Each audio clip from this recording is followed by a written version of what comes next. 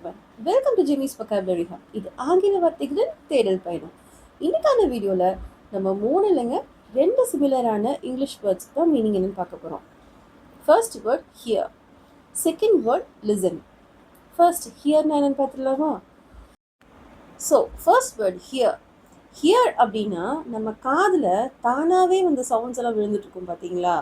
நம்ம ஏதாவது ஒரு ஒர்க் பண்ணும்போது டிவி சவுண்ட் கேட்குறது, ஏதாவது பேர்ட்ஸ் கத்துறது, இல்லை வேறு யாராவது பேசுறது, இந்த மாதிரி இருக்கிறதுலாங்க hear. For example, it's raining, I hear the rain outside, I can hear the bell ringing.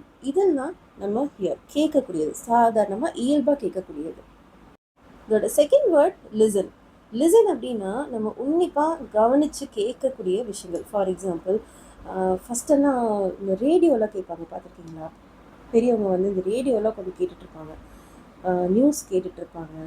அப்புறம் லிசனிங் டு மியூசிக், நம்ம பாட்டெல்லாம் ஹெட்செட் போட்டு ஹெட்ஃபோன்ஸ் போட்டு கேட்டுட்ருப்போம் இல்லையா?